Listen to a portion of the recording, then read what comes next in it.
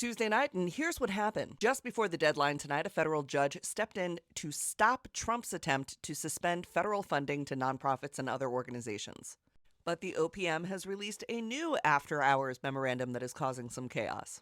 The White House, just about an hour ago, began offering buyouts worth 7 months' salary to all federal employees who opt to leave their jobs by February 6th. Quote, if you resign under this program, you will retain all pay and benefits regardless of your daily workload and be exempted from all applicable in-person work requirements until September 30th.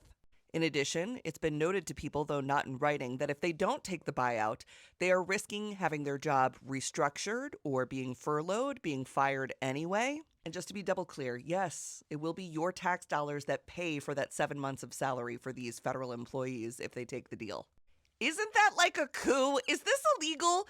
Doesn't Congress have to have approval on this? Like, what is even happening? I cannot pretend this is normal to you guys, okay? I am like genuinely shooketh.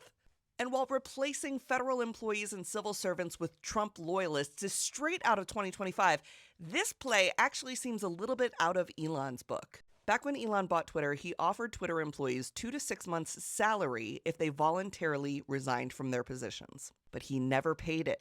In fact, most Twitter employees, if they were lucky, only really got 1 month of severance. This is not normal. Trump has also moved to stop the U.S. aid program. It is an international, long-standing American tradition to provide humanitarian assistance to poor partner countries.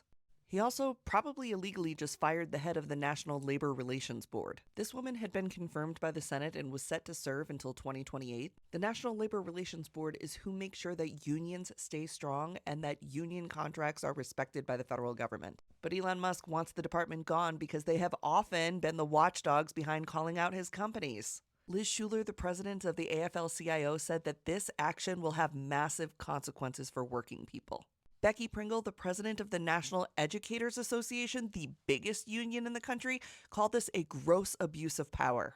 I don't really know how to end this episode because I know it was a really heavy, difficult one, so I guess what I'll say is the FAA finally admitted that those drones in New Jersey were authorized by them.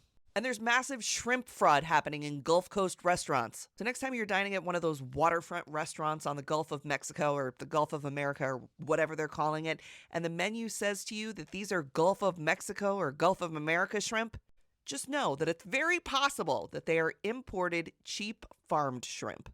Maybe get the conch fritters instead. Well, I'll see you in the morning.